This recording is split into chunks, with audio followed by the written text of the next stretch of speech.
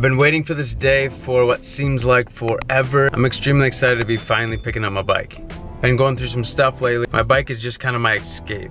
Now I've been riding the Magna, which is great, and I love that bike, but it's not the CBR. My CBR is a bike that I can get on, and you know, it's a great escape for me. You know, it always has been. Motorcycles, it's always been a great escape for me, and I cannot be more excited to get my bike back today. So today I'm gonna head over to Corsa, and they've got it all set up for me, and hopefully we won't have any more issues moving forward. But while it's there, I'm going to get the suspension set up and all that stuff, so that way we can just enjoy the bike for what it's supposed to be enjoyed like. I'm super excited. I made it over to Corsa. I'm gonna pick up the bike. Hopefully she's running good. We're gonna set up the suspension and get all that stuff ready to go. It's gonna be a whole new bike, so super excited. I highly recommend everybody stopping in and getting their suspension set up. It makes a huge difference. I've had it done on all my bikes. I take it over to Corsa, they take care of it. It really is amazing what a suspension setup will do. It's quick, it's inexpensive, and to me, it's priceless. It really makes a huge difference.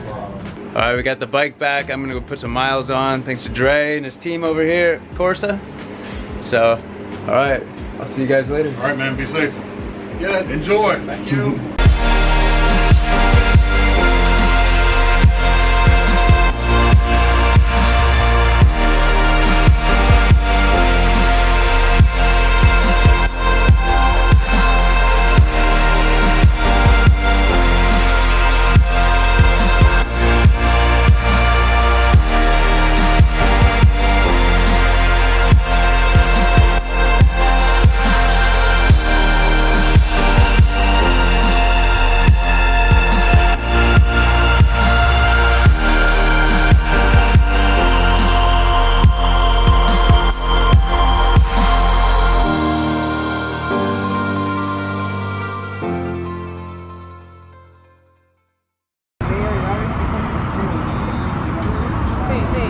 A rarity. We have Seth Michael actually on the CBR tonight. I know, Oh dude. my God. It feels amazing. It's like a unicorn. Bro, I'm so excited to have her back. So excited to have her back. They got you squared away though? Yeah. Corsa, right? Yeah, Corsa. Corsa Moto Works. Yeah. Hands down, one of the best shops in the area. You're slow. You're slow.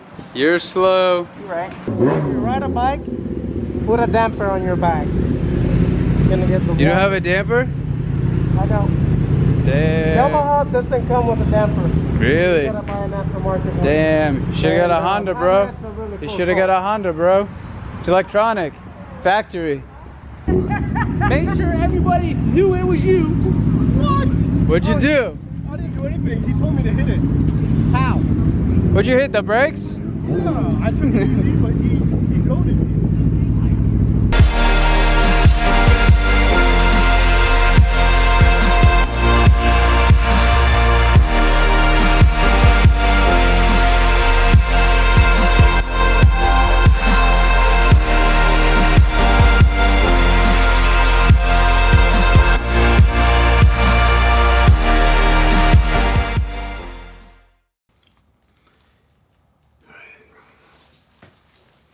Alright, so I'm gonna end this video a little bit different than I normally do, but I think it's super important to start the conversation.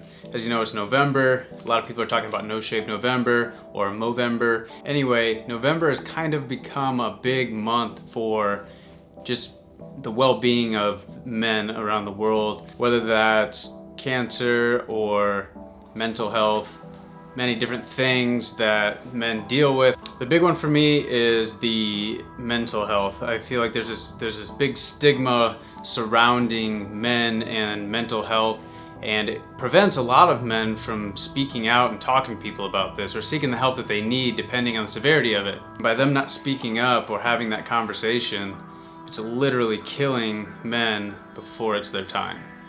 Men are supposed to be these tough guys with no emotions, be able to deal with whatever comes their way. Honestly, it's bullshit. If you've been on the internet lately, you've probably seen the memes that surround Kanye's breakdown or Will Smith and his breakdown, and these breakdowns that these very well-known, powerful men go through because of mental illness. And the internet is quick to make memes and joke about it like it's funny. When in reality, what's happening is a lot of men are seeing this, and it's making it harder for them to speak up because they feel like they're gonna be made fun of as well. So they don't talk about it. And that's a problem. I think we can all agree that 2020 has been a pretty crazy year. There's been a lot of things going on. Nothing seems normal. And it's caused a lot of people to feel things that they didn't normally feel. A lot of guys are experiencing anxiety or depression for the first time, and they don't know how to deal with it. I mean, it's a tough thing to deal with. It's a tough thing to admit and to talk to people about. So you don't know if they're gonna understand or how they're gonna take that. A lot of guys are scared that they're gonna be thought of less or less desirable because they have these feelings. You know, this year we've got COVID, we've got the elections, maybe your anxiety has gone crazy because of work or a relationship or finances, which is leading to depression. Anxiety and depression, small scale, is normal. You're gonna have this with work, you're gonna have it in relationships, you're gonna have it, it's kind of a normal thing. But when it starts lasting longer than 2 weeks and it starts to affect your day-to-day life, then it's time to talk to somebody. It's time to have that conversation. If you felt any of these things, please talk to somebody, find somebody. You're not alone. In fact, if you need to, you can reach out to me and I'll talk to you about it because I've been through a lot of this stuff. I'm still dealing with it today. You see, anxiety and depression's kind of been a part of my life for a very long time, and it's not something that I talk about often or to many people. It's typically only to the people that are closest to me that know the true inside of what's going on. I've gained a lot of good friends through this, and I've also lost some people that really meant a lot to me because they just didn't understand. And I don't blame them. I mean, it's not something that I expect them to want to understand, but if you start the conversation, you'll quickly realize who's there for you and who isn't. If you ever really spent any time with me or gone out with me or anything like that, you've probably realized that I'm not a big drinker. And that wasn't always the case. You see, alcohol used to be my crutch. It used to be my escape. It was kind of my way of dealing with things emotionally. After watching too many friends lose their battle to drug and alcohol abuse, and knowing my addictive personality, I decided to just cut the drinking to cover up whatever was going on in the inside. I found other outlets, healthier outlets, that allowed me to escape the anxiety and the depression. And that's why I just started riding motorcycles more and more and more. I think it's healthy for everybody to have an escape. I think that the day-to-day life can get a little bit crazy, but if you have something to help you escape that day-to-day, it could be anything. It could be creating some art, drawing, or painting, or whatever the case is. Mine just happens to be my motorcycles, and that's what I kind of go to. So if I'm having a bad day, I know I can get on my bike and I can just disappear for a little bit and enjoy myself. I've seen the ill effects of neglected men's health, at least mental health, and we need to start the conversation. If you're somebody who's suffering from anxiety or depression and you feel like you're alone, you're not. Seriously, reach out to me, let's talk, because I probably understand what you're going through because I've been there myself. Or maybe you have tried to talk to somebody about this before and they refuse to understand or they refuse to listen to you. Some people are just that way. They don't want to be a part of it, and that's okay.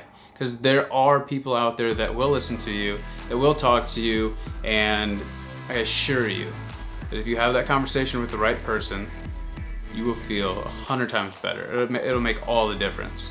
I'm a big believer in having a strong corner. As long as you have good, supportive people in your corner, you'll be good. So again, if you're dealing with anxiety or depression, please feel free to reach out, talk, let's have a conversation. Seriously. Men's mental health isn't going to get any better, but the conversation can be a hell of a lot better.